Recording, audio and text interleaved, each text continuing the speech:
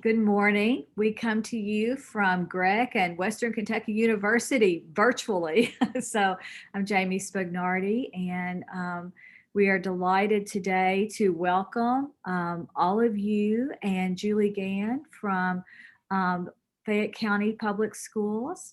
And let's see, I'm going to share screen for just a moment. Just put up our quick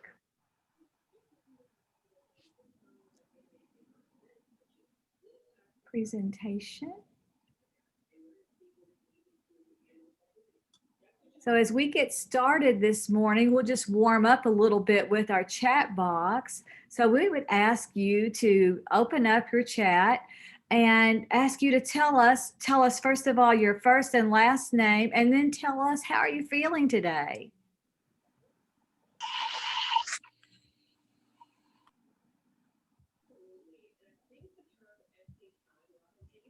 I think Tracy always watches that chat box for us. So Tracy, we'll have you do a little report about how folks are feeling on this little bit icy and Bowling Green, but I know a lot of you have quite a bit of ice.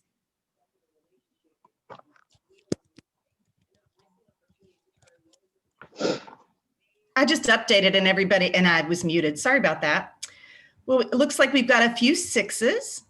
That's nice to know. Julie's ready to go. She's a 1. Kathy's feeling well. Sarah's cozy. Hannah's feeling blessed. We don't have one. I like how you just made up your own emoji or concept if you didn't have one. Oh, Janet's tired but optimistic. Wonderful. Yes. So I think that number 6, it reminds us of Valentine's Day. You know, Valentine's Day is approaching. And so it reminds us of that nice, sweet feeling of Valentine's. You know, I think it's one of our students' special times. And I know that a lot of the schools have made special considerations. We're talking about special considerations today, but special considerations for Valentine's Day. And they're going to have virtual parties and have found ways to do that safely and in small groups even. So the creativity of our educators, oh my goodness, it just comes out in our families throughout this pandemic. So today, instead of having an attendance link, we'll remind you, want you to put your first and last name, please, in the chat, and then we're going to send out certificates from that today. And as always, we want to give you a great big hug. You see your great big hug.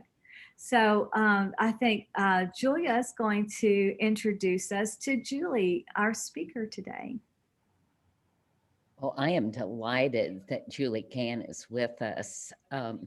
We have gifted coordinators across the state who are new to the field, and we have those that are very experienced. Julie is one of our gifted coordinators who has experience in the classroom, as well as having a position that's dedicated to being a gifted coordinator. And that's really different from what many gifted coordinators have in smaller districts. Julie is at Fayette County, and as I have interacted with her, I've certainly had the opportunity to appreciate the experience and knowledge that she has. I know that she has been working for some time on special considerations, looking at it as a process that won't happen tomorrow, but something that will happen over a period of time. And I'm delighted to welcome you, Julie, to share your experience with us at Grec. Thank you very much for having me, and thank you for that welcome. My name is Julie Gann, like Julia said, and I am the Gifted and Talented Coordinator for Fayette County Public Schools. My experience starts back in Florida. I have experience in the state of Florida where I was a gifted and talented teacher, resource teacher, and through several different districts down there, Palm Beach, Lee, and Orange County. So that's Palm Beach County, South Florida area, and really that's where the special considerations that we are utilizing here in Fayette County really stem back to my initial teaching experience. I was in an inner city, urban school, and I was a gifted and talented resource teacher. They were piloting a program, and this was back in 1994-95, that school year. And my principal asked me to pilot this program. And so we did, and we started that. And regulation obviously is different in every state. So, but we did have in Florida a plan A and plan B. And so that was how it's all, that started. And we worked on that. And then I moved to Fort Myers, and then to Orlando, and then to Virginia, and then moved here to Lexington, Kentucky. So I worked in the gifted resource teacher role in Lexington, and then got the opportunity to move as a district specialist and worked alongside Dina Jones, which many of you may know. And Dina and I worked tirelessly on trying to get the procedures together for special considerations. When she was here, she retired about 3 years ago.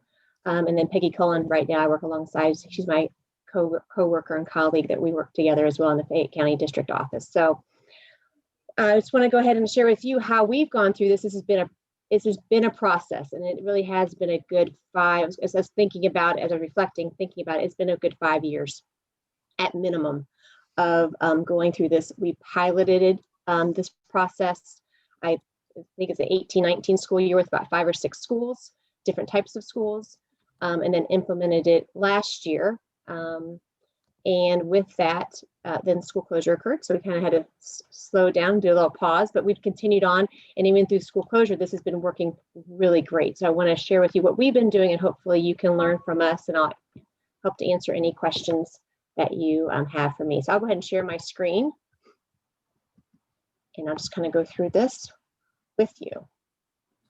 Can y'all see that okay? Okay. Well, maybe. Not sure why it's, okay, here we go. All right. So in Fayette County, obviously, I'm sorry. Here we go. Okay. So let me move my little box here from you guys. I don't want you all to. So in our special considerations, obviously we have our state gifted regulation. And for that, we all know that 704 KR3 285 for environmental, cultural, and disabling conditions which may mask a child's true abilities and lead to exclusion of otherwise eligible students who possess demonstrated or potential ability to perform at an exceptionally high level, and will be taken into consideration. So again, we're looking at our students, the whole child, and to see how we can make sure that we're not excluding them. A student may be eligible for gifted and talented services, obviously from being going off my neck is now getting identified as like exceptional child and KRS 157-200, being disadvantaged or underachieving.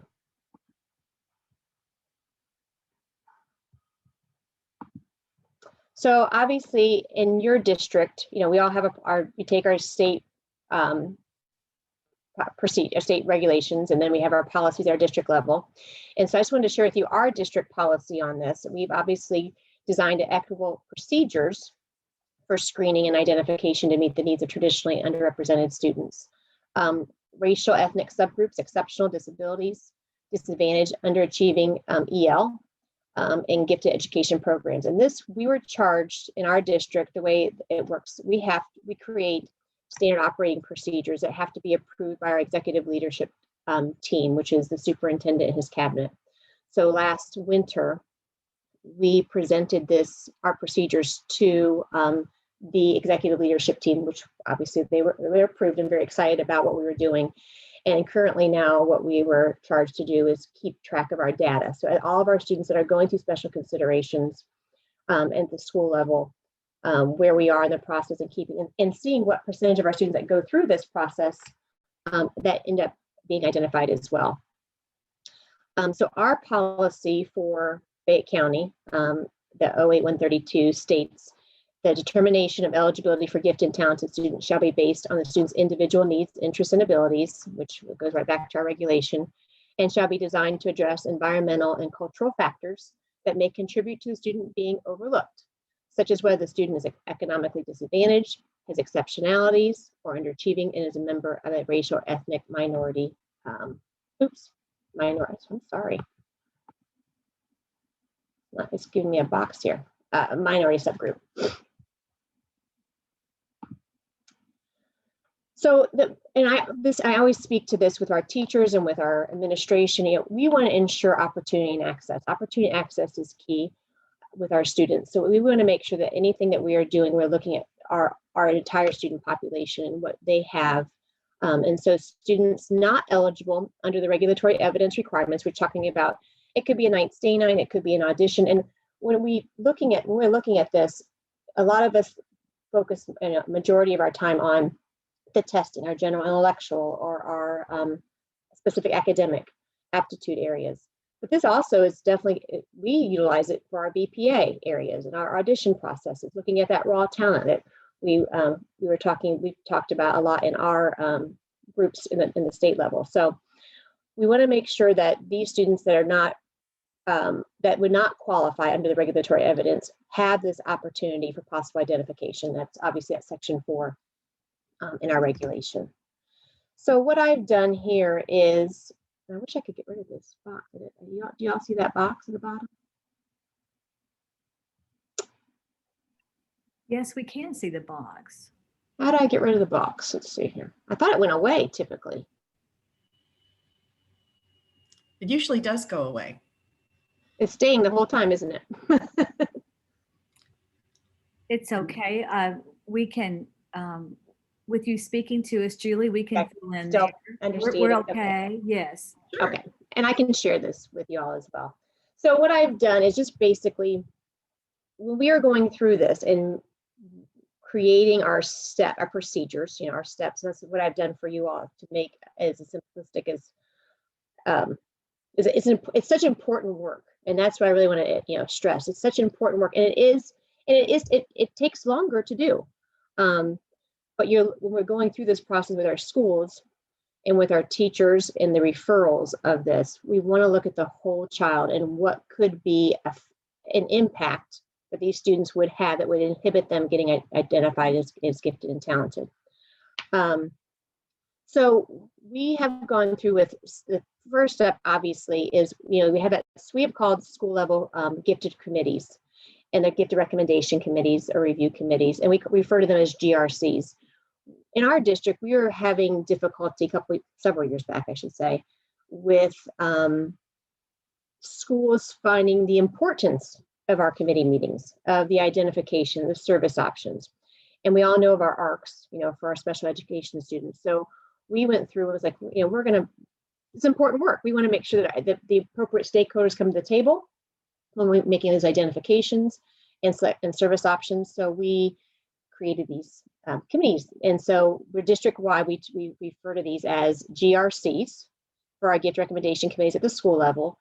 And then we have DRCs at the district review committee. So depending on where it is. And these two committees at the district level and the school work collaboratively through this whole process.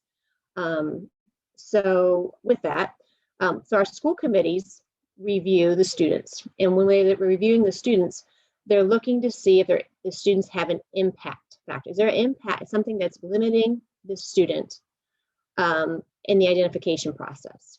And we have, and so an impact could be, what is impacting that student? So are they twice, going back to regulation, are they twice exceptional? Are they disadvantaged? Are they underachieving? And so with that, we then go for, okay, so if they have one of these 3 indicators, then we look at these 5 categories. And this helps us to review, and if they have any impact, any of these 5, then they can proceed on into this special considerations process that we have implemented.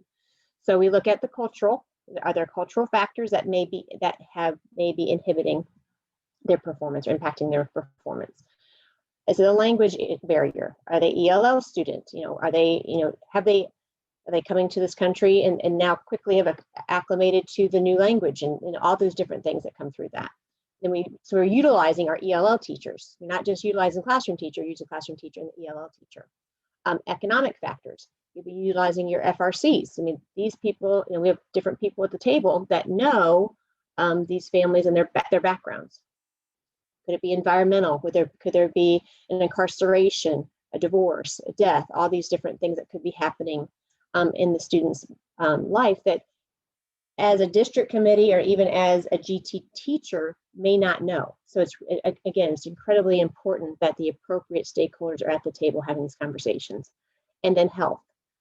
Health can be that twice exceptional. It could be that they're have a disability, or if it's more to that, or if it's a different type of situation, health issue. So those are the things that are reviewed to first start the process. So then, if there's an impact, obviously we move on to step 2. And so the committee would then review all of the performance assessments. And so this is where, when you're focusing more on your cognitive and your achievement testing. And what's important about this, and again, in our district, we were utilizing map data, and many of you might do that too for your identification process.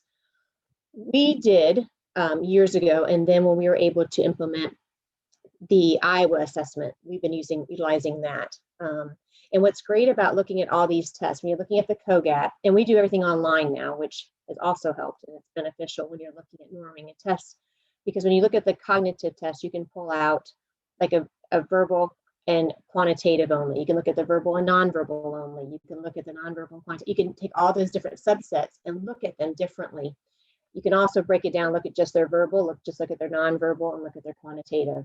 So it's really helpful. And then we norm it by age and grade. Another thing you can do with the Iowa is you can look at low SES scores. And that has been really interesting to us. You can look at local norms, obviously, when you do that. But another piece of data that you can review is that low SES score, the low socioeconomic status norms. And it's norms that are from students that are from that low SES. You can also get high SES, but the low SES has really been beneficial and useful data that we have found going through this process. We also look at subset scores. So like on the math, for a math total, it's a math computation, math problem solving and math computation to get a math total score in the Iowa.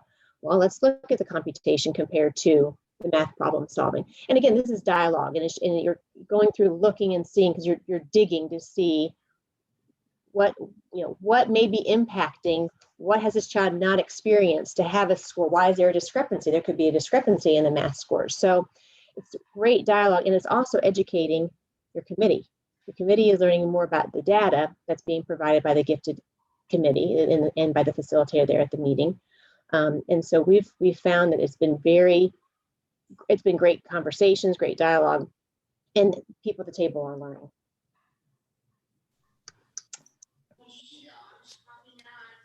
All right, so after all of you're looking at all the data and pieces, the next thing we're looking at, we utilize, and what you all probably have heard about it, there's a lot of scales and research-based scales that you can use. And we did a lot of research trying to figure out what were the best that would help us and help our students to show their true ability. And so what happens at the next point is the GRC will collect additional research-based scales. And so there's a multitude of them, and we don't use them all for every student. Again, it depends on the situation. But what I've listed is, beyond the regulatory composite test scores, including but not limited to, we use that high potential behavior sociogram by Karen Rogers, Dr. Karen Rogers. We utilize the GATES, the Gifted and Talented Evaluation Scale, that teacher rating scale for high ability student or high. I can't think of the, I'm sorry, I have to look at it, high ability students. There's also the CLED, the cultural linguistically and economic disadvantaged student scale. And what's great about that one is every single question has research behind. And I think I have that on my next slide. I'll just show you here in a second. But that's on the next, and it's really a great tool. So all those scales are then norms. So we have, like the GATES is a norm scale. And so you're looking to see the different areas of that. After all of this is done, so you've looked at test scores, you looked at scales, you have all of this evidence. And then that's brought back again, and we have gifted resource teachers. We're very fortunate, I know. We have 70 now schools in our district, but we have 30 resource teachers. And so we have them assigned at the different schools. And so with that, the gifted resource teacher at the school is the facilitator of these meetings. So they collect all of this evidence, and they then, and they're having the conversations with the GRC at the school level. And once it's all completed, because a lot of the scales have to be done with the appropriate personnel, like the gates has to be done by the classroom teacher, and then you have it by any appropriate person. It could be, if it's for a music student, it could be a music teacher as part of the process. So we want to make sure everyone is at the table completing these scales. So once that's all done, then what we do is we have the gifted committee at the school level meets with the district recommendation committee at the district level. And so it's more of a combined effort at that point in collaboration. And then so basically the gifted resource teacher at the school presents all the information they have collected at the school level. And the DRC, which is again our district gifted recommendation committee, will review, and we make those determinations. What we have found also with this is this process can be very cyclical, because as students go through this process, and I'm going to share in a moment, the next step is, it could be, we look at all this evidence and we say, yes, we have enough evidence and we are good to go. We could go ahead and identify, or the committee could say, oh, I think we need to do an alternative test to see what this happens. Or, or it could be, at this point, we are not seeing any gifted tendencies at this point. Continue to watch the student. So a lot of things can happen through this process, but it's really never, I don't want to say never, but the door doesn't close on this situation. This is what I wanted to share with you. So these are the evidences that we review that you might want to keep up with. So at the school level, the committee reviews the following information, and then this is brought to the district committee for review. So obviously, you're collecting evidences like you would for any referral, teacher referral, parent referral, self-referral. It could be the observations, lessons. It could be portfolio of work they're doing. But because we're looking at special considerations, we definitely want to include the impact factor, the sociogram that I referred to by Dr. Karen Rogers, the CLED, and there's that cultural, linguistically, economic disadvantage scale. And again, we find a lot of use on that. And there's the research, every question again has research backed from that. Another good one that we use with our EL students is the acculturation quick screen. It's by Dr. Catherine Collier. And these are all, you can find these online. And so if a student comes in, and again, we have a high EL population here in Fayette County. And so if a student comes in from a different country and then they quickly grasp the language, we can have a possible gifted student there. So that's it's a quick screen that we can utilize. The gates, we've been using the gates with almost every, if not all, special consideration students right now. The gates is great for an evaluation scale because it really lends itself to where higher regulation is, where you have a general intellectual ability section, you have academic skills, creativity, leadership, and then artistic talent. So that's a great one to utilize as well. The Hope Scale. The Hope Scale by Dr. Marcia Gentry is another one that we use significantly amount of time.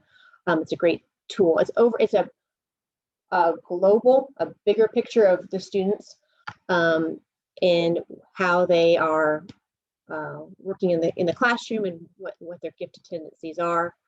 And then a reviewing of assessments. Those local norms, those low SES, composite and subset scores. We use MAP, COGAT, Iowa. And of course, there's other diagnostic tools that you may utilize if you are utilizing, if you have STAR or you have different tests that you use in your school district. You can always utilize those. It's there. You want any data that you have, you want to be able to utilize. So again, after all of this is compiled, that's when the DRC, like I was sharing with you previously, can proceed with identification, request possible alternative testing, require continued monitoring of students' progress in specified categories, or not to elect to identify at this time. Again, if they don't elect not to kind of stop the process, then that student is still put on that watch list. And then when the DRC, so step 6 is when the DRC requires continued monitoring of that student's progress. That Hope Teacher Rating Scale by Marcia Gentry and Scott Peters will be completed by the GRC. So again, we go back to the school level, and the DRC reviews the outcome of the Hope Teacher Rating Scale to determine possible gift and talent identification. And again, talking about that cyclical process, the DRC may proceed with identification, request additional alternative testing, require continued monitoring of the student's progress in a specified area, or again, say we're going to not have any identification at this time. So that really is the step. So we have documentation. We make sure that all appropriate stakeholders are at the table to make sure that conversations are had. The data is collected. Like I said, too, we keep a database of our students that are going through the special considerations process. We have a school right now, it's a middle school actually. We have our Gifted and Talented program site there. And we have like 18 students right now that we are working through this process. In a school of 800 students, low income. Probably one of our schools that's the lowest test score wise in our district, and we have 18 students going through the process, and that's just been since the fall. So it's exciting work that's happening. I'm not saying that all of them will come in as a Gifted and Talented, but if nothing else, it's opportunity and access to these students. So we just want to ensure that when equitable procedures are focused on that whole child are implemented, students have opportunity and access to reveal their full potential, and that's all. That's what we're here for. We're here to reveal their full potential. Not all of our students come to the table with the same experiences and opportunities. And if this can open up doors, that's what we're here for. So that in a quick nutshell is where we are with that. Do you have any, I can go ahead and open it up for questions or help in any way possible. Julie, I have a question. This is Janet Tassel from WKU. This was really, really wonderful to hear about all of the great things that you're doing in your district, and just a lot of lessons to be learned for application. I have a question about your timeline for how, like in a typical year, how do you roll out all of those assessments so that there's not assessment fatigue and those kinds of things? Okay, so in our district, I'll go on a normal year, and then we can talk about how we've done it this year. In a normal year, we do testing COGAT and Iowa to all of our students in grade 3, in the fall of grade 3. And we have to do that because we have district gifted programs that begin in grade 4. So we have the data from our students in grade 3. And then from grades 4 to 12, we go through referrals. All of our students take MAP 3 times a year. So we utilize those data points as well. Because it's really important, I didn't note that. We look at, you're looking to see, a student on the Iowa and they get a math score of 87 percentile. And then how do they compete, or how do they compare to on their MAP data? What's their MAP data trend? Is that looking the same? So, we want to definitely look at that. So we definitely don't want to over-test.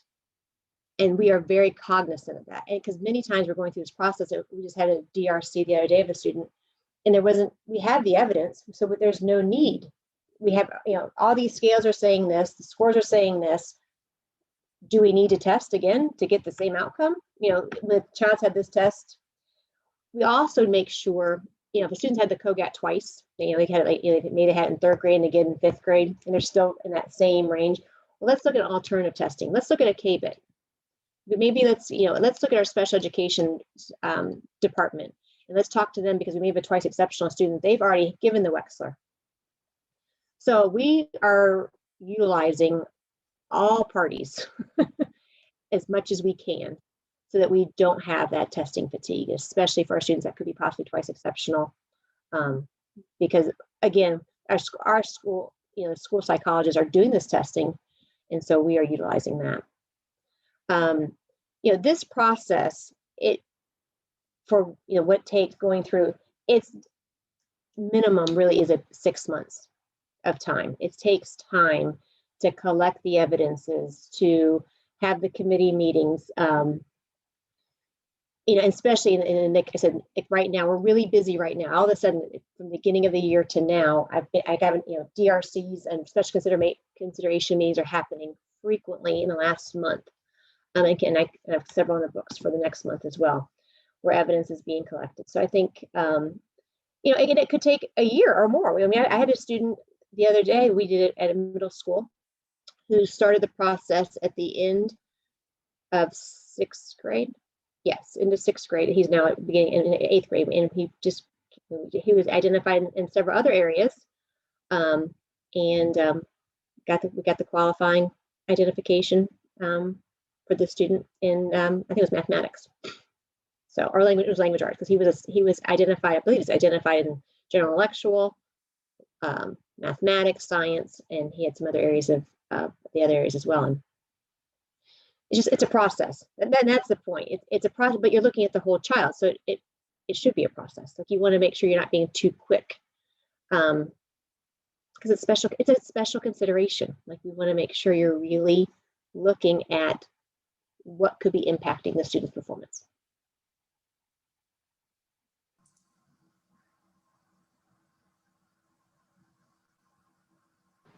Julie, you mentioned that the school psychologists do much of the assessing as well. Is that? Yeah, for our special education students.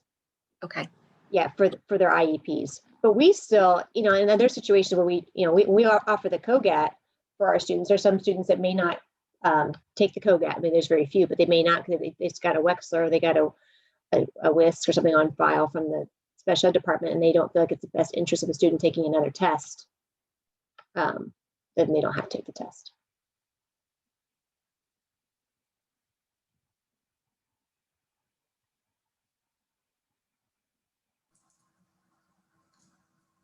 Julie, this is Tony Szymanski from Western, and I just want to echo what Janet said. I think what you guys are doing here is absolutely fantastic, and I love that you are going beyond just a cognitive-based test. My question is, once they're identified, how do you develop specific programming to match, to help nurture the potential at the multiple levels you may be seeing? Good question. Differentiation obviously is key there. We are lucky, like I said, we have our gifted and talented resource teachers at every building. So they're working alongside the classroom teachers, because they look different. Our special consideration students they may not, but they could look different in the classroom than the gifted student that went through this path A, and this student's going through path B, but they're still gifted students.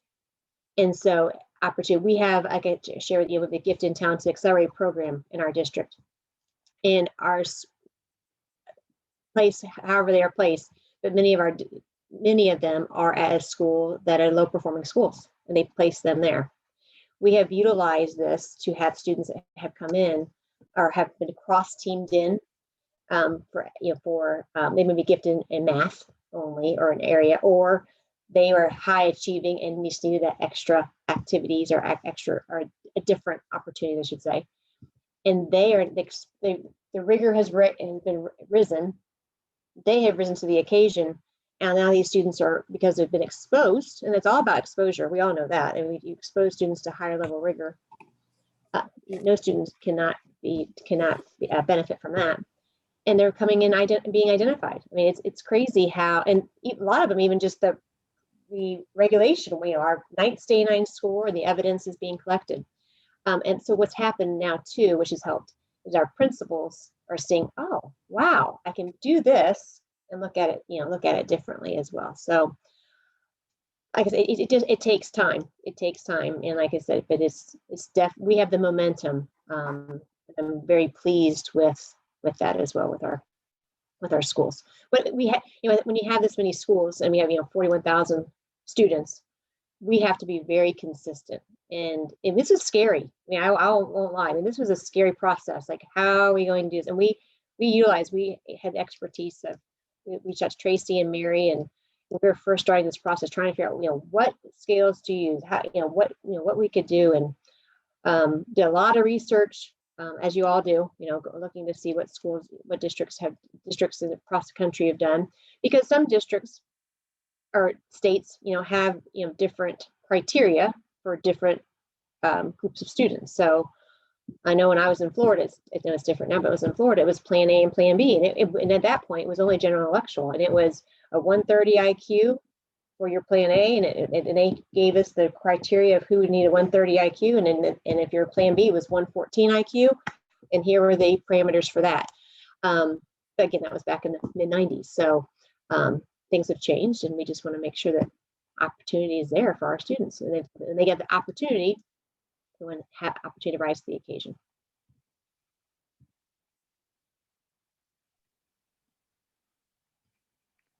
Julie, I have a question. It's Jamie. Sure. And I know that you have district policy that really lays this out. Is that something that you could share with us, that we could share with the recording too? Because I know a lot of our districts may not have the policy that allows them to carry this out. That might be helpful. Yeah, the actual policy. Yeah, the policy is actually I have it in I think I had it in the PowerPoint. You're more than welcome to take that. Okay. And on our website, we have All your policies the are on the online website. manual, and that is at 08132 policy. Okay. Yeah, for sure. Use that. We changed that policy. Dina was still there, so that was probably good. That was the first thing we did, was we changed the policy. That was first. That's probably 4 or 5 years ago, and then we worked on the procedure. So following up on that, I appreciate you saying this takes time, and you mentioned that some principals are starting to see the power of the identification and things. So I wonder, do you have any case studies, or maybe it's not really a real case study, but anything like that kind of tells that story, so that if we want to take this to districts and say, this is what's happened, it kind of paints that picture? Yeah, I mean, I think about, I have 2 students. Like I said, I can always, once we get our data, I could always share that. And that's, our superintendent had asked for that, but they want us to do it for over a year's time. But like I just think of these 2. So I have an African-American male, or currently is 8th grader, who was a student of residence at a low performing middle school in our district, and went through the special consideration process. And now again, got the identification needed for our gifted program, which will then set him a trajectory to another gifted program at the high school level. And so this could be life-changing. We don't know what we're doing, but the trajectory now, because instead of him going to high school A, now he has an option. He may not go to high school B, but he now has the option to go to high school B and be in the gifted program. That's how my heart is really in inner city. Again, it comes back to where I started. I started in piloting a program and I remember, my first year I started off, you have no students. We're going to start this process and we're going to find students here. They're here. And it's exciting to seek and find, and how they look. It's different. And I wanted to speak to this. We've been doing our auditions for visual performing arts through our district. And I've been on some of the committees, being that they were judging and listening to conversations. And we're now even talking about raw talent, which is so different than a student that has been prepared and has had experience, because many of our students don't have the opportunity to go have private dance lessons or private music lessons. But you hear a student that, has now, and we have specialists in our district that are able to help us with that, to see that raw talent. And you can utilize like the gates as another piece of evidence. So it's exciting work. It's hard work, and it's a lot of depth. It's not surface. This is not surface work at all. This is deep. You're going in, and by the end of this, you really know the kids. And being on a district committee, some of these names that come through, you've been watching these and talking about the student for months, and they come back and okay, now we have this for you, and so it's exciting, and especially when they do come in being identified, because we don't know how it can change the trajectory of their educational career. Julie, Mhm. This is Vicki Cooper from Allen County Schools. We are definitely in need of an overhaul, obviously. So with a project this big, and you said it takes time, where is a good starting point? You mentioned the policy. Is that what you would start with? You know, just getting an idea of how big this is. You know, we need a starting point. Mhm. That's what we did. Just because we didn't have it, we need to tweak it to make it so it would reflect what our work was going to be. So we had that done. And in our district, I don't know if your district the same way. We can only revise policies once a year. So we had to find that timing of that. And then we started with the procedure. And like I said, the procedure, it took years because we ended up one year we piloted like with 5 or 6 schools. And reflecting, it's really important as you go through this work is not be afraid to take risks and not be afraid to fail, because there are things that we did you were like, oh no, that was too complicated, or that was not the best use of that, or but you have to be able to be honest with yourself and reflect and say, okay, that flopped, that was bad. And we did. This was not an easy ride. But just I would say the procedures help. Now that's just the way I am, being a former classroom teacher, and as you all are or have been, it's very task driven. And you have your what's going to happen throughout the day. So it just helps me going through the steps, and my teachers too. So when we went through this process, I had teachers on my committee, and I would encourage you to do that too. When you do create your procedures, have your stakeholders at your committee, because then they can speak truth to you of what happened at, because again, I had different types of schools, different teachers, and we had this at a committee that we met throughout the entire, more than one school year. And we would look at it, tweak it, change it. That worked there, but that didn't work there, and all these, different things that we needed. But we really, special considerations, you take your evidences that you're collecting as you typically would for your gifted students. And again, you're just going deeper and looking at the data differently, because you need to and you want to, and utilizing these scales, these research-based scales, to see if there's this impact that would, that's an issue for the students' performance. Does that help? Yes, it does. So this is Kelly Davis from GREC. Just to kind of piggyback on what Vicki was saying, this is for Julie, but also for the whole group. Is there a need, and if yes, would you be interested in us having GREC support some type of, I don't know if it's training session, something where people can come together with some expert guidance on how to kind of develop what you need in your districts. That's something that I'd be interested in sponsoring and supporting if there's a need and a desire for that. I guess I don't know if I'm saying that the right way, but I think that's what like work sessions type things to help and answer questions. Is that what you're? Yes, and maybe even more. I mean, this was almost like a little mini training, just to help people know what. I'm seeing a couple of yeses in the chat. Okay, and I know only enough to be dangerous here, so I'll need more feedback. But we could, and then I guess also like a timing, like what timing would be good for this? Would you want it in the summer, spring, next fall? I know things are so weird right now. I don't want to offer it and then people would go, oh, this was like, I really want to do it, but this is not a good time for us. So what are your all's thoughts?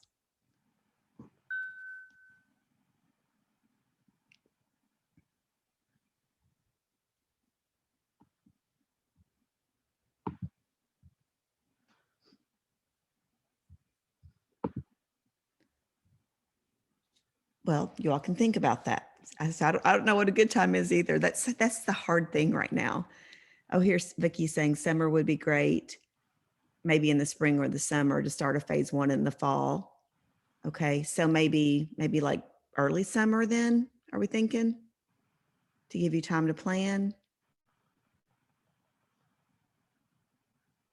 Early summer, yes. Okay, and maybe we could even offer it at twice or something just to try to meet everybody's needs. Okay.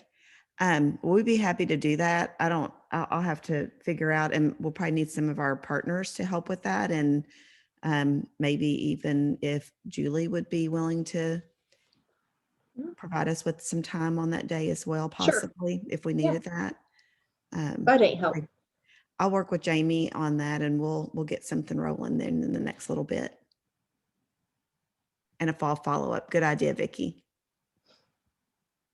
Maybe the follow-up could be in the context of this, this network even. I don't know. We could see after the summer session if we thought we needed an actual like separate session of learning and doing and, you know, working together.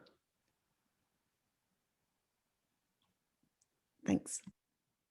Thank you, Kelly. That's so exciting that we could immediately begin to think about action steps for us as a region to really change our behavior. You know, it feels like that the regulations were already there that allowed us to do these things, but then we just didn't know yet how to do it. And I say yet, so we really appreciate, Julie, you coming out telling us your journey, because it is a journey. And we know all of us have our kids' hearts and whole beings in our mind. And when you say it changes that child academically or student I mean, I think about how it changes that student and the generations to come from the student. I mean, it really is why we all became educators. So I appreciate that. Why don't we go, Julia always has this great idea, I'm borrowing this from Julia, to go in breakout rooms for just a few minutes, and then in a small group to see if we have any other specific questions in small group, and then come back out before we let you go, Julie, if it's okay. Of course, of course. So I will put us in small group, and when you're in small group, maybe just talk about what you heard today, what resonated with you, what you're curious about, or then, you know, I think you said something else, Julie, you know, we have to take a risk to do this. You know, if we have these cut scores and then we just use that cut score, it's clean. But when we have all these if then logic tables, well, if then, you know, try this, if then, it's riskier. So maybe talk about that a little bit in your small group too. So I'll slip us in small group.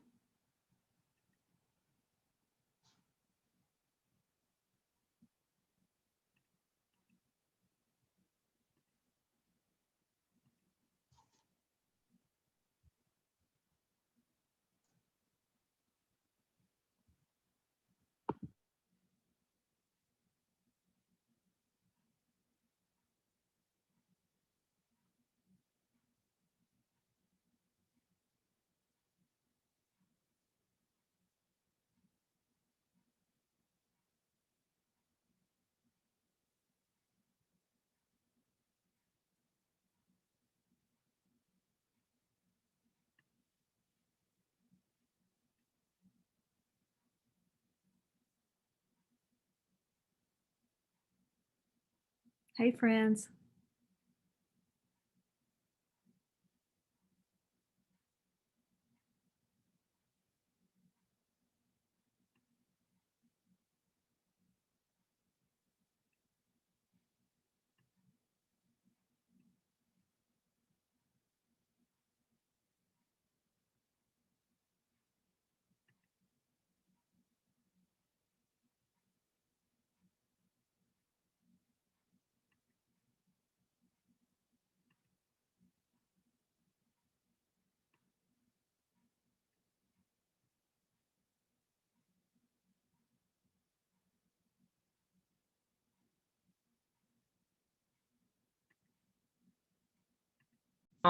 Smaller district in Indiana, and we overhauled our identification assessment and identification process. And, you know, the journey is similar, but the depth, you know, we had no school psychologists, for example. That was just one thing that I was noticing. And we had no gifted teachers, no one with a gifted endorsement. So one thing that I just wanted to reach out and tell you, Kelly, is I teach an assessment identification class in the summer for WKU. And I would love to be involved in just as, you know, a guide on the side, or just to be involved and hear what the teachers or coordinators are struggling with, or so I can know and be more informed too. I would love for you to be involved with us on that. Absolutely. I'm looking for all the partners here so we can do this well and help our districts as best we can. I learned from this network a couple of times ago, and I think Julia was sharing some of that information, that less and less people are actually getting that gifted endorsement. So I had no idea that that was kind of a thing. So I've been pushing out on that, and trying to encourage more of our districts to, you know, get their personnel supported to get that GT endorsement. So, and I'll keep pushing on that as well.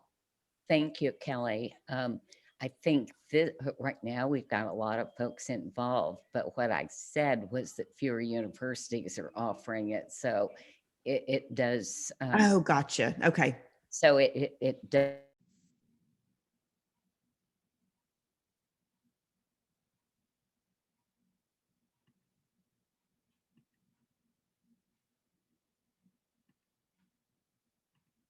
Is that really being used as a piece of evidence? Like, we need to just look at it. So you just have to, again, look at the data you have available, and like you do at any, like at your own gifted committee meetings, you're looking at it. Some pieces can be used and some aren't going to be used.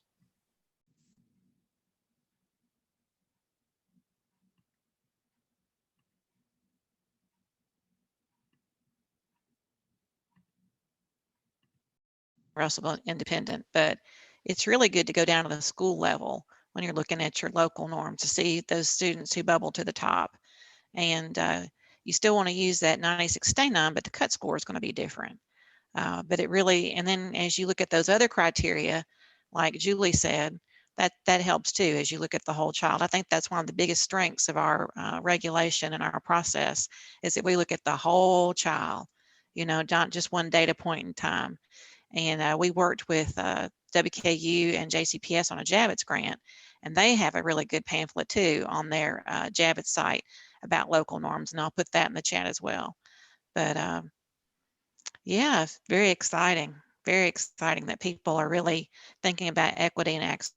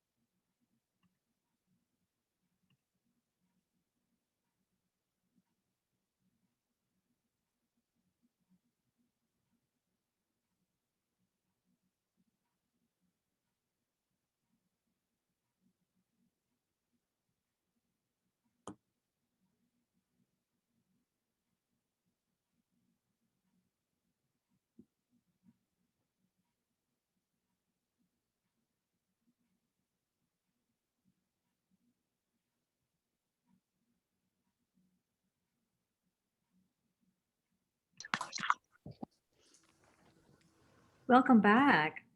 So we had 3 groups. I wonder if we could just hear a little report out from each group and see if you have, while Julie's here with us, we appreciate you staying on just a little extra. And maybe just like a little summary and then any questions that you might have for Julie before she goes on.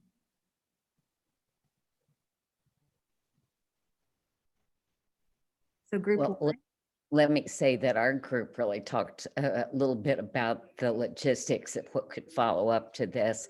But the main question that addressed your question, Jamie, is how does this work in a small district?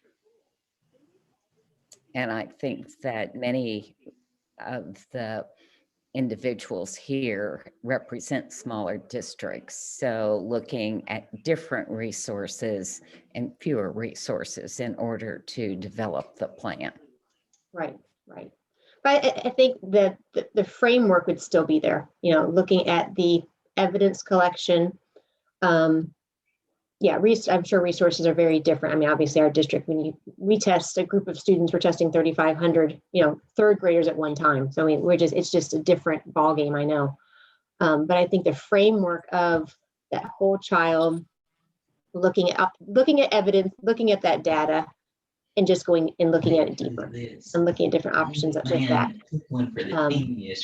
And I really, the scales have been great. Norming those scales have been quite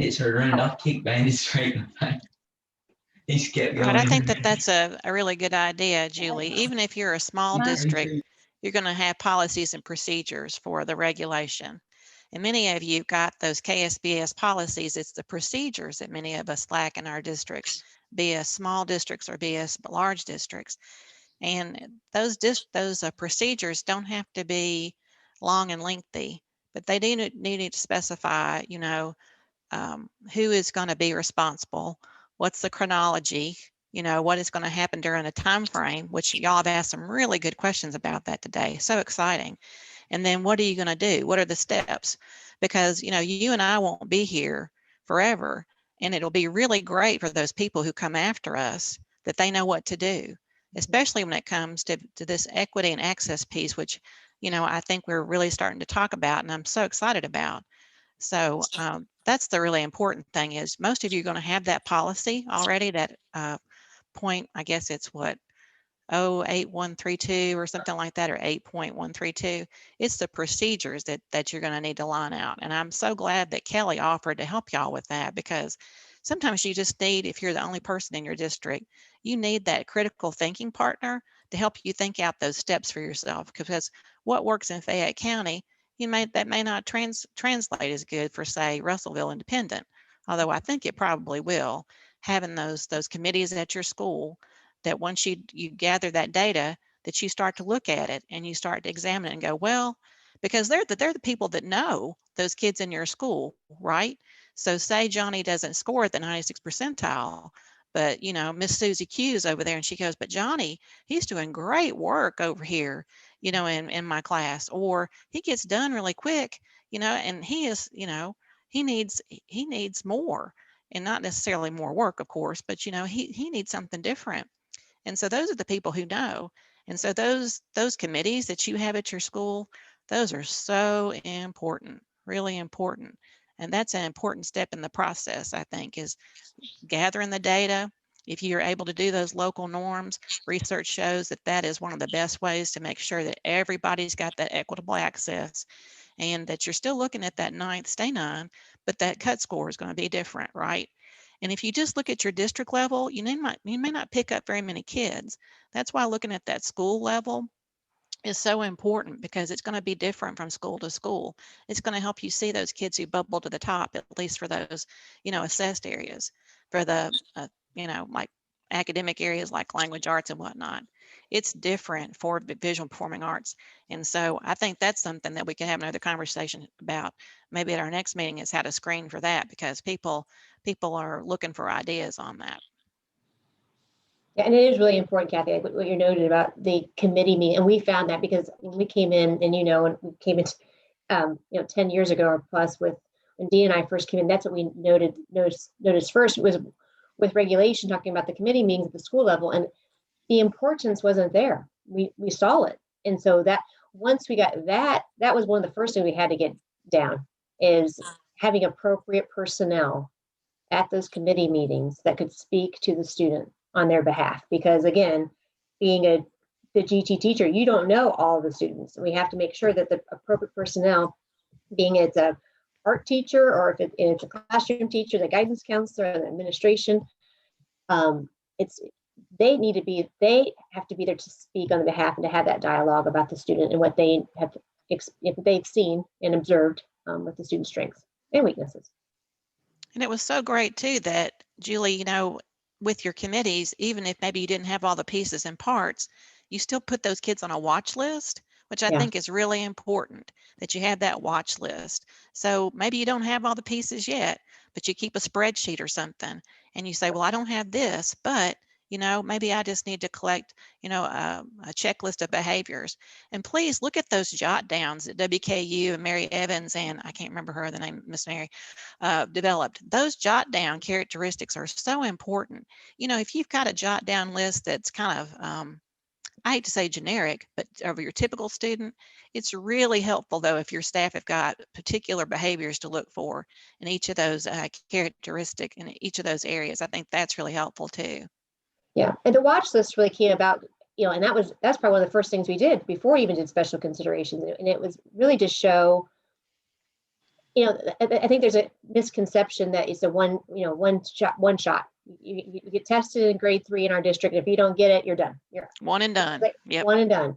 And then we're like, no, we're not closing the door. We want to make sure. So the watch list came to be, and every school has watch lists. Every school does on their students that they are watching. And then many times when they transition from elementary to middle, that spreadsheet gets transferred over too, so that the new teacher or the new GT contact that we have at the middle school sees Joe Smith is on the watch list for drama. So let's make sure that if they have a drama class, make sure we get Joe in the drama class. But again, it's all with the communication and that collaboration. It's incredibly important. That is so important that teachers know what to watch for, because they're the ones who see the kids every day. Like you said, the GT teacher, they're spread so thin. We're doing good to see some kids once a month, maybe once a semester, Right. So that's really important. Teachers want to help, but you have to be specific about what it is you're looking for. Yep. And then they in turn into being advocates. And that's what we're starting to see. Just it's great to see the shift. We're right there, the momentum's starting, and that's where we're very excited about the work that's being done. It takes time. Like I said, it is a journey. It is a journey.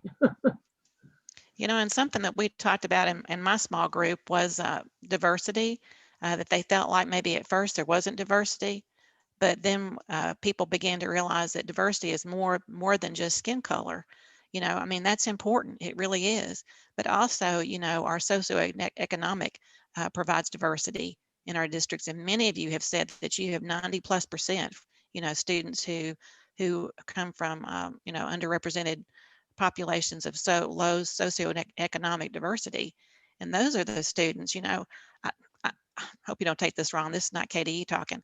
I don't worry as much about my kids who had lots of opportunities growing up, my own children. We were going to see that they got to go to the beach and to the museum and to the science and stuff, but it's those kids who, gosh, they've never left wherever y'all live, that their world is where you live. And so it's so important that those children are the ones who we make sure that they have that opportunity to be in the program to provide those services, not the label, but the services. That's what I think is just so important. Agreed. Thank you, Kathy, for mentioning that about it's not the label, it's about the services. And that brings us back to our conversation that we had with Toddy in November, doesn't it? That about the services that we provide. So I'm curious about I think we have one group we've not heard from. Do we have someone from that group that would like to, or anyone else that would just like to talk about a little bit your summary and any questions for Julie?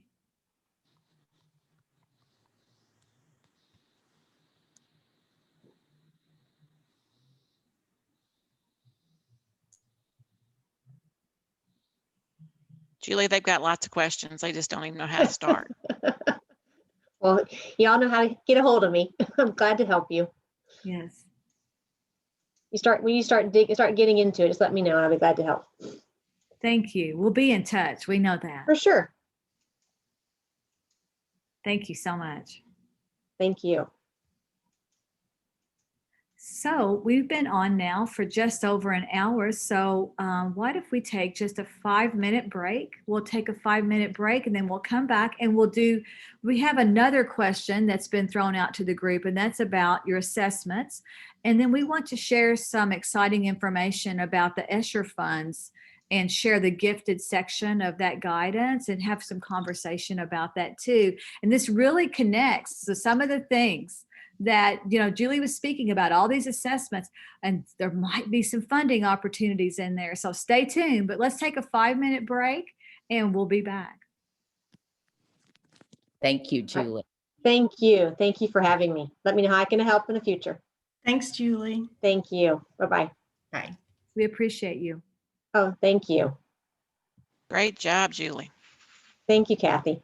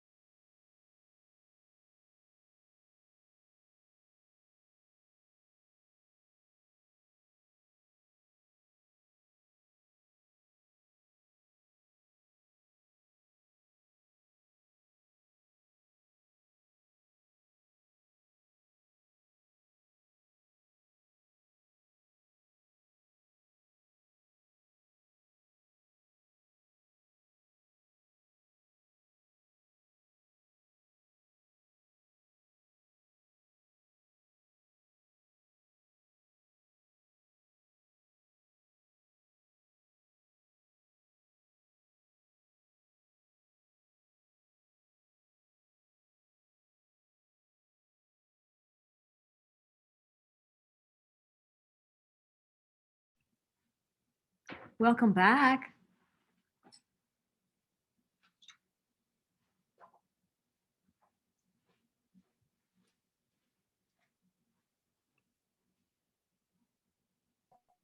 Yeah.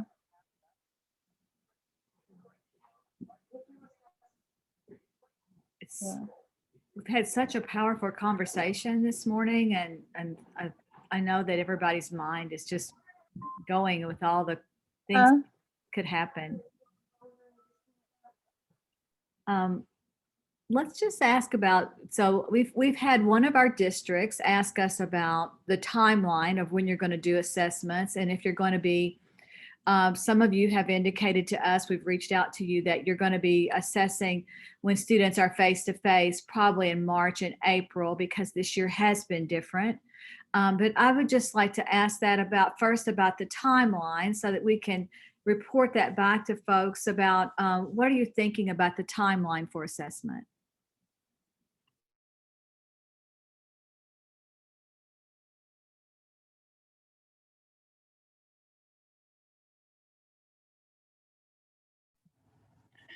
We have actually, because it took us so long to get the children in, to get the last year's testing finished. I mean, we trying to get all those children in, on and on and on. We have actually decided that we are going to wait until we start the new year.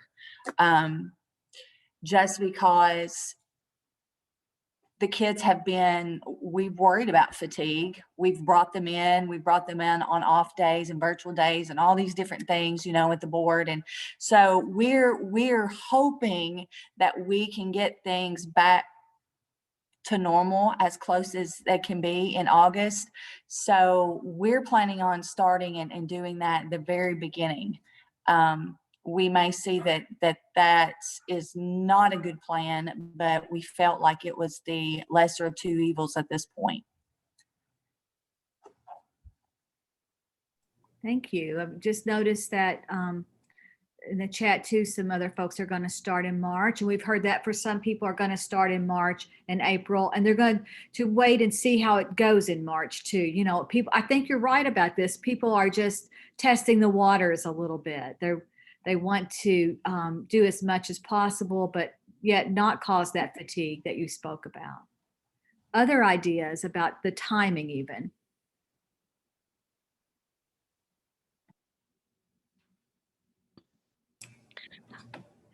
We started testing, but we didn't start school until late August. Our principals decided, we all decided that for parents and equity across the board, that we would wait until the week after fall break. So we started testing then, and then we left. So our kids have been in and out so much that we're trying, even our top kids are struggling. So what we're doing with the testing is we're kind of, we're in limbo right now. We're using our progress reports right now just to monitor, maintain communication with our parents, our students, and our kids, all of our parties, just making sure that everybody is mentally well. As for formal identification, we're just waiting until we get them in schools. Some teachers have decided that they would like me to do the testing, complete the testing, which is fine. Others decided that they would like to do it when they feel their kids have been in their buildings for more than 3 days. So I think this year we're just trying to be more flexible with, yes, we're doing the identification, but we're also using the work that they're doing now, their participation. We're taking all of those factors into consideration. And we're thankful that the testing system we have can be used for 2 years. So we feel pretty strong with the process we're using right now, but we're just really working on trying to maintain social emotional health for our kids, because we're seeing a huge struggle with that with ours.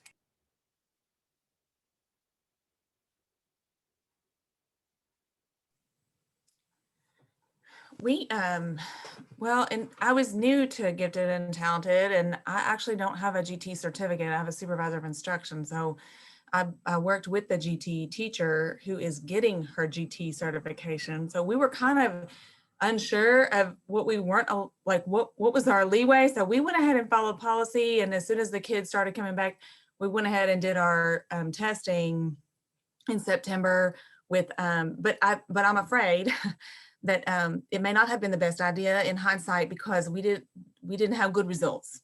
The students didn't do well on that test. And so now we're kind of trying to scramble around and do another round of teacher recommendations. And let's look at some other data points that we may have, or some other evidences that we may have. We've put some of the kids on a watch list, but it may be that we have to retest again and then check next year. I'm not sure. I really don't know what the right thing to do is, except that I tried to follow the policy. And we did use we were lucky because our elementary school students have been in school, you know, and they went out at Thanksgiving when the governor announced that, but prior to that, they had been in school, all of them. We didn't do a hybrid. And so we were able to do a primary talent pull-out program, and we were able to do some of the things that we normally would do. And so we did the normal testing that we would do. but like I said, it didn't result in our testing for our fourth graders. It didn't result well. It didn't have a good result.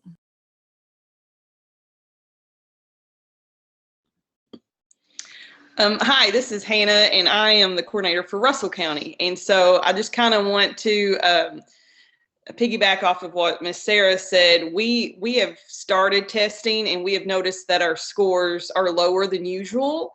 And I discussed with a fourth grade teacher just this week, and she too has said that, you know, and if you think about it, it's almost a year now since the onset of the pandemic, and how she is already seeing the effects of it in her classroom with all students, and how truly worried she was. Even her top-notch students just seemed extra needy, not knowing I don't know whether it's the confidence or the maturity, or of course it is living in a pandemic maybe, but she too said that just even in her class that they're already seeing the effects.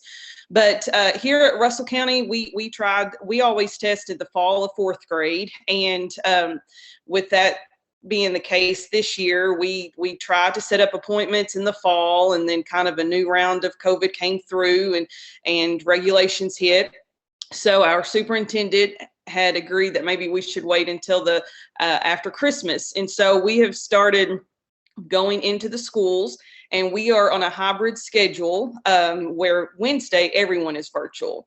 So that's kind of helped us to schedule appointments for virtual students to come in on that Wednesday so they don't feel as threatened possibly. And so that's helped a little bit. But it's kind of taken twice as long because of the A-B schedule. You can get half a class on A or B or Monday, Tuesday, and then the other half of the class on Thursday, Friday. And so Miss Susie and I, we go into the schools and conduct the testing online for the teachers, so they don't have to do that. But we are in the process of finishing up our last school, and that's our scores are not as great. Just kind of like what Miss Jennings said, it's concerning. But we have had some students we've also given them the option that if they don't feel comfortable coming in, that all we know to do is just test them as a fifth grader and use the age group and the level as a fifth grader for next year. I'm not for sure if that's correct or not, but we're just trying to do the best we can not to miss anybody and to make sure that everyone has that opportunity. We struggled with that as well. We gave the assessments for the students who were in person, and I'm from Bowling Green, but we gave those assessments in the fall as best we could. But even with running local norms and changing their age back to March versus when they actually took it, it still didn't make a difference. I mean, we didn't get the qualifications that we normally do. And so right now we're debating what to do about our next round of testing, because we feel like they just got tested. We feel like that if we turn around and do it now in March, are we going to get the same results? And our virtual students haven't been assessed. And so we've still got that whole pod of kids, and there are a lot of them who are virtual, who we're going to have to do in the fall anyway. But then you have to think about what's going to happen when they're away from us for the summer. So I just, we're just in this limbo. We can't make it sit. Like, we're going back and forth and back and forth. And I don't think there's a right answer. But we've got to get more identified. We have more kids than what our data is showing us, which is why we've now gone in and revamped our whole process for identification so that we can catch those kids that the teachers have evidence for, that maybe the data is not supporting it. And we're trying to push that right now.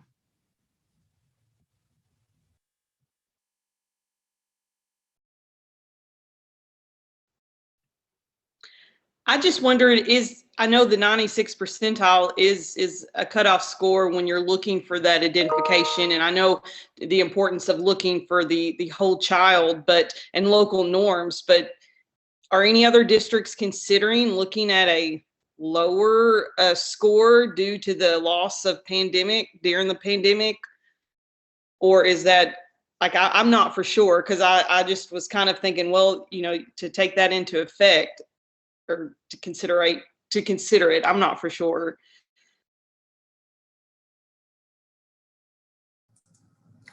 one way you could look at it if you didn't want to hit a hard percentile would just be to look, like the 90th, it would just be to take the top 10%, whatever that percentile ranking happened to be.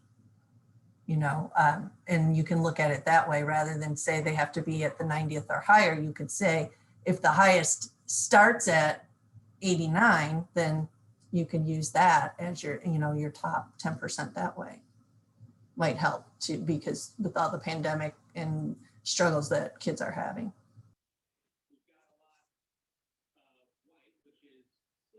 I think this is a challenge that all across probably the country, but across Kentucky right now. I had an email from a teacher last night asking me this very question. They have done their assessment, and where in the past they would have kids qualifying, they had no children qualifying with the assessment they have just done.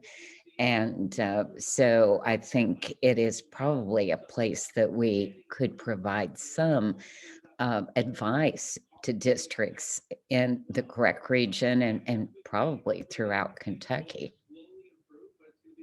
Kathy, have you heard lots of requests or several requests with the same message? So yes, there have been several questions about assessments, when to assess. I guess the term was used, grace. So the thing with that is there was not a waiver given for the regulation that has to do with, we still have to screen, we still have to assess. But I know that these are unusual times. And I think what you try to do is you try to make a plan, and you may have to have several, contingency plans. But I think you need to document that you did have a plan. I think that's really important. And not to forget your primary talent pool students. Those are our students we don't have to have a formal assessment for. And I know it's been very hard for teachers to get to know their students via virtually this year. But to reach out to those, to do maybe do some training with those teachers if they are available, like on an instrument like the Hope Scale. That's a really good instrument to use, something that's kind of broad, but helps them know what to look for students. I've heard people say that the scores have not been as high as maybe in recent years. And I think in light of our conversation today about special considerations, that this would be one of those times when you're meeting with your GT selection and placement committee, and you're looking at the data that you gathered, and you're discussing those children as best that you can. And that maybe if you still have questions, like Julie said, that you put those students on a watch list and you gather information as you can this year and next year. Thank you.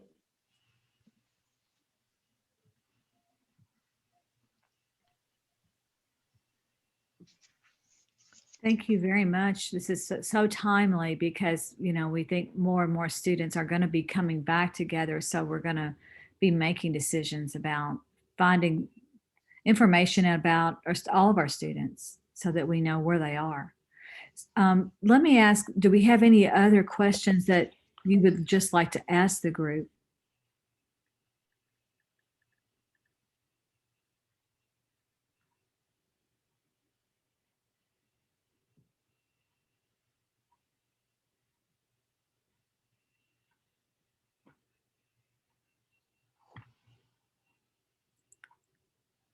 Thank you. So I'm going to go back and I'm going to share screen again, and this might prompt some more ideas of our thinking. Here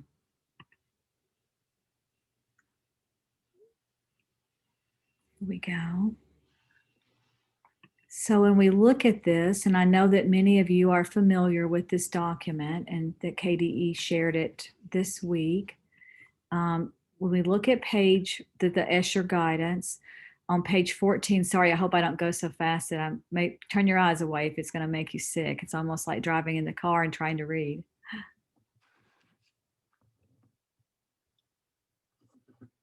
So Kathy, you probably worked on this. So we've got you here with us, Kathy. You might want to, chime in. But what is so nice about this, it lays out starting on page 14 and then on 15, all the types of ideas or funds these funds could be used for. But it does remind us this can be used for expenditures you've had since March of 20, and it goes through June of 22. Is that, am I correct in that? Does Kelly, I know you're on here. Am I correct that it goes through June of 22? 23. Oh, 23. Thank you. September 2023. Okay, thank you. And so then that looks like quarterly, when I read this, it looks like quarterly reimbursements to the district. That's the kind of thing that the finance people are accustomed to. But I was talking with one of our districts early this morning, and I was reminded that their finance people are just now getting the guidance, so those pieces in that portal are just now opening up. But it looks like in this guidance that you'd have a needs assessment.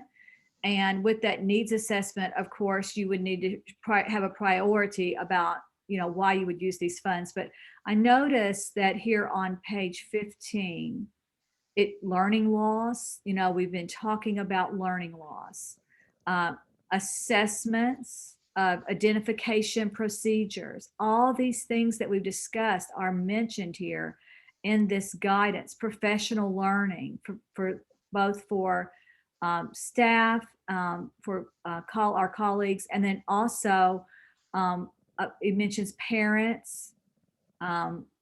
We see all types of information here. So another piece of this, and I'm going to go back to this, when you look at this, I've listed the funds that are here by district. And so you can see this on KDE's website. You don't need us to share it with you, but sometimes it's just nice to have it there in that one Google slide deck. But you start to see, the dollars, the millions of dollars that are going out to, our districts. And so it is an opportunity that maybe we've not had in gifted education, because our gifted funds for years have been capped. And I mean, I know when I was working at the state, we just tried so much to try to get more funds into that area. But this document recognizes that our gifted kids are part of exceptional education, that they are students that we do need to provide services for. And so I wonder if part of that needs assessment, historically, we could show how we've just not had the service, the money to provide those services. And if, a little bit of me thinks this way, and that you'll hear my ruralness come out, but the early bird, catches the worm. So, I know people are just beginning to think about this. And so if we get out and advocate and show our data and show how we need these services, if we might be in a better place. And just open that up to you to see where you are with that. If your district has started those conversations yet, I know we're just beginning.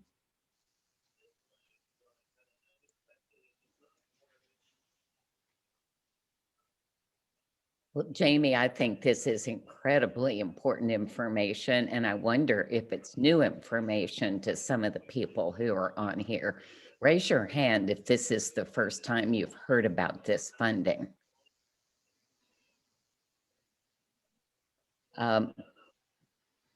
Jamie said the early bird gets the worm, and I would have to say that unless we ask, there's no opportunity to have any of those funds. So if you don't know about it, you're not going to be initiating conversation with district people or school level or district level people But I think you need to ask lots of questions about how those decisions are going to be made in your school or district, and then be ready to ask. So, you know, I think about guidance that we're also receiving guidance about failures of students too this week. And we know, I mean, that the pandemic has been so difficult for all kids. And we know that our gifted kids are often, people get that wrong. They think, oh, they're going to be fine, but they need support.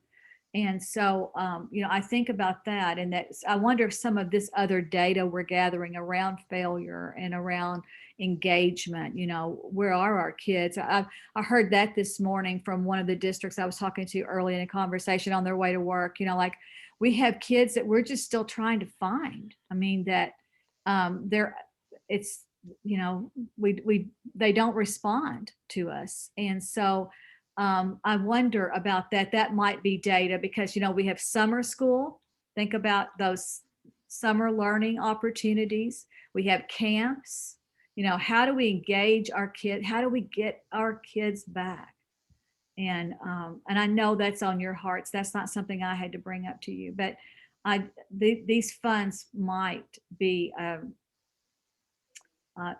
opportunity that we may never have again. And going back to what Julie said about the assessments, purchasing those assessments that are online, this one-time money might be, a great expenditure for that, because you can use this for, for quite some time once you've bought that system, maybe. I don't know, but that might be something to think about too. One of the great myths about gifted kids is that they won't underachieve. And we know from experience and research that that is truly a myth. And probably some of these students who haven't shown up online could be among the highest achievers if we absolutely knew about that. So we've got to make sure that mythology does not fog our view. Absolutely. And that notion of perfectionism, if you haven't had feedback, and because you've been away for school a year, you've had some feedback, but it's not the same. I've even had that with adult students that I'm teaching. I've had one adult student cry last week because she said, "You're the first person that's given me feedback since last March." And boy, that really touched me. I thought about it for the students, but I hadn't thought about it for the adults. So we're sounding a little preachy. That's not probably good, but our hearts are in the right spot. So do we have any other general conversation items we'd like to talk about? We know we're going to follow up. Kelly, thank you so much. And Dan's on here now. We had Bart on earlier, our executive director. We have both of our directors of exceptional children and also of general education from GREC on today with Julia and Tracy and Mary. So we've just got a lot of people listening and wanting to support and think about how to wrap around and support you guys.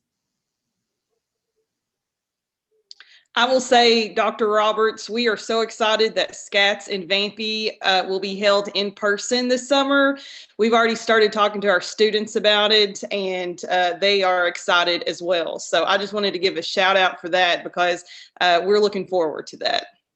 Thank you, Hannah.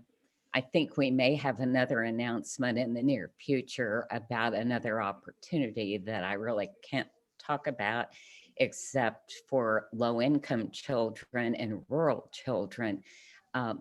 There would be a 1-week opportunity to come to campus. So if that's interesting to you and you have rural children and low-income children, send me a note.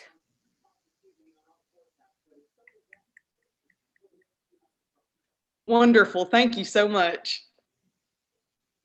I even wondered about some of those ESSER funds with those opportunities for summer at WKU too.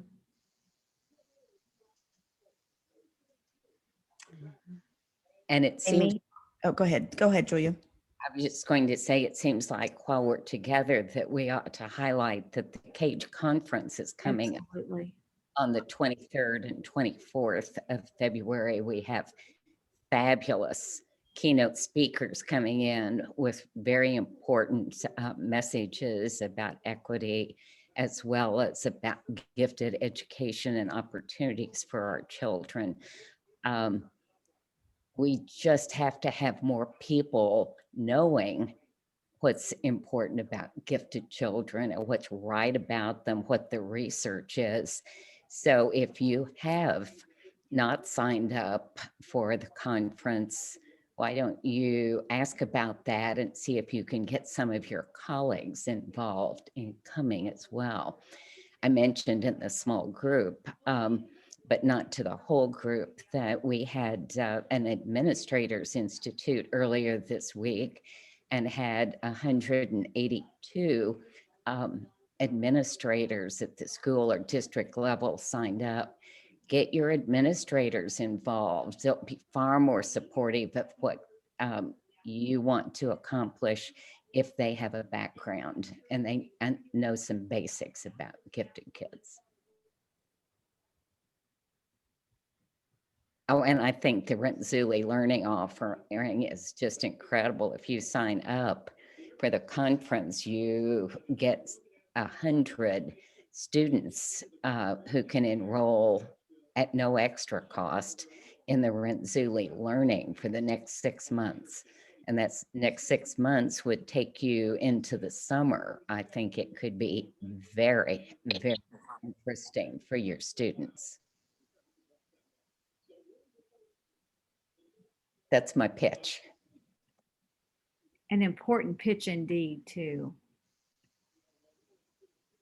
So, Yeah, and go ahead. Jamie, that'd be a good use of ESSER funds too, to be able to, pay for the registration for the conference, unless it's free. I'm assuming there's a cost for that. Yeah, it has a cost. Yeah, so that would, at the district level, that's the good say, hey, can we use some ESSER funds to pay for this registration? Won't cost our school or district anything, and then we get this bonus additional resources for participating in it. Also, the other thing I was going to say about those ESSER funds, and if this wasn't mentioned already, I had to step away from my computer for a minute, so I might have missed something. The flexibility is almost unlimited with these funds. You have the ability to use them for just about any purpose that you could think of, as long as it relates to supporting learning loss or other financial burdens that the district has taken on as a result of COVID and the pandemic and the school closures. So certainly anything related to learning loss around GT students would be a qualifying type of expense. And that document that Jamie showed just has a snippet of ideas about things that you could use those funds for. But there's not a whole lot of barriers around those funds. So technology, there's all kinds of things that you could use there. Oh.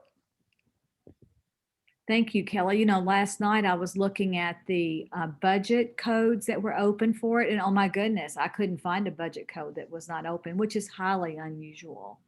So, wow, when you're looking for budget codes and they're all open, we know that's a good sign. I love the idea of that the registration could be paid for and that could be reimbursed back, to the district through the funds.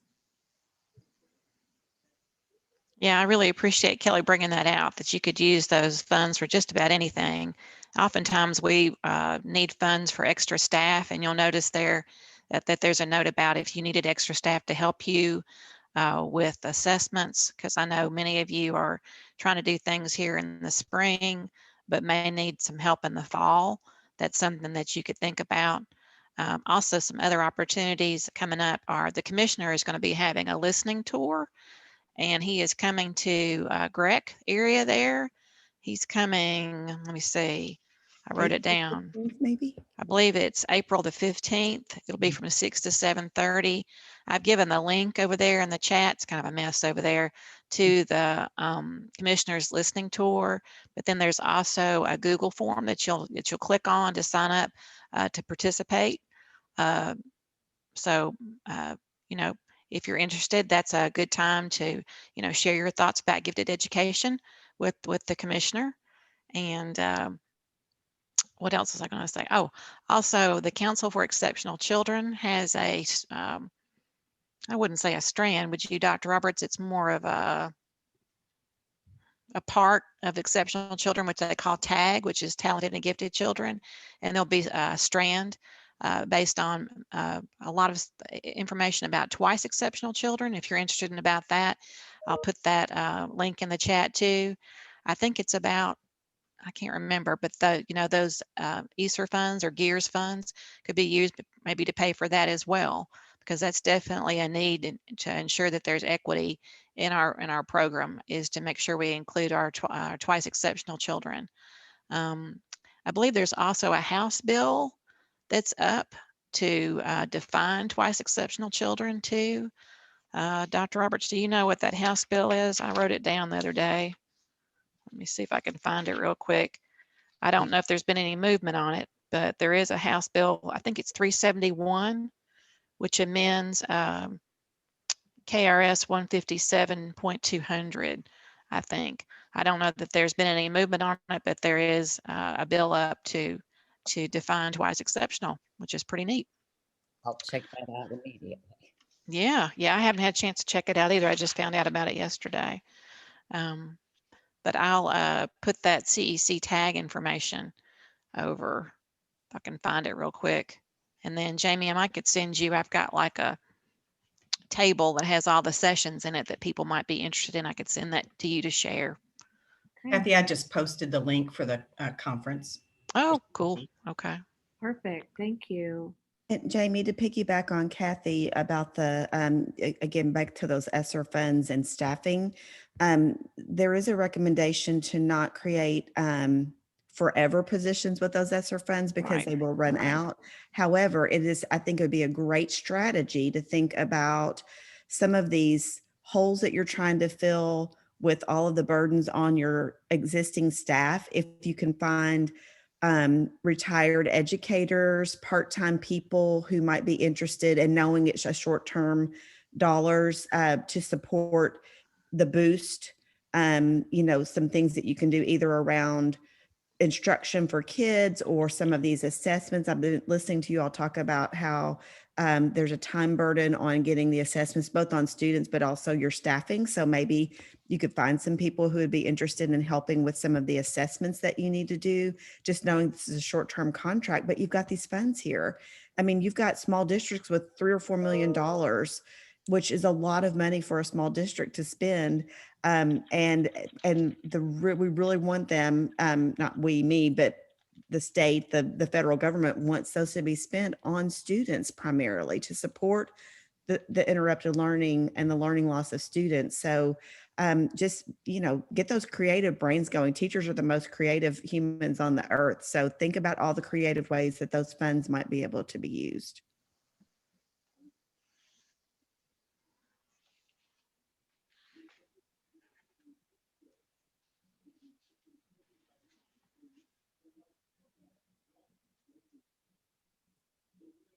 Powerful conversations with the heart of students in mind. It's such, it's always a good day, no matter what the weather is outside.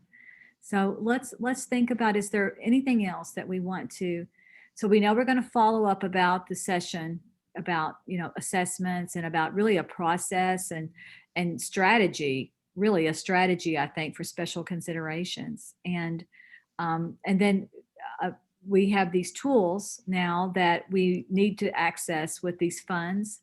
In May, on our May 6th meeting, we'd like for you to give us guidance or feedback about what you would like us to talk about for May 6th. One topic might be, I noticed that Dan put in the chat about interrupted, the struggles of the interrupted learning that we've had, that learning recovery, and how are we going to engage our students this summer. That might be something for May 6th. I don't know. You know better than I, but I just think about that. So let us know what you would like for us to prepare for May 6th. That's our next network meeting, but we'll be in touch before May 6th because we're going to be following up. I appreciate you so much. Is there anything else we need to talk about before we close?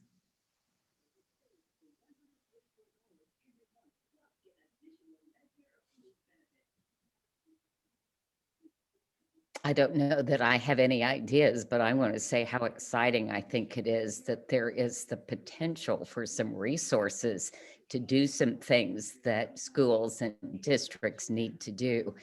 So spread the word with your gifted colleagues who are in other districts so that they know about this possibility and that they do something about it.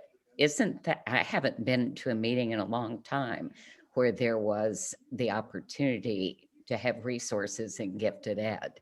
So let's cheer for it and take advantage of the opportunity.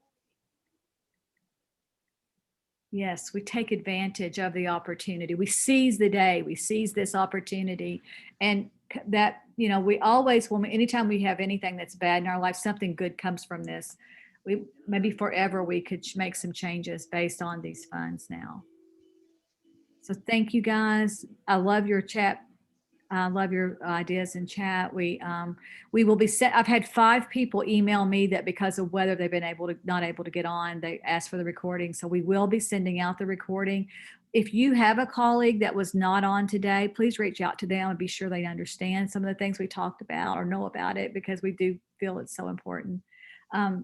Thank you. I guess we'll say goodbye and stay in touch. We'll be in touch with you about the follow-up. Stay safe and stay well. Yes. And let's do things for gifted kids. See people at Cage. Yeah.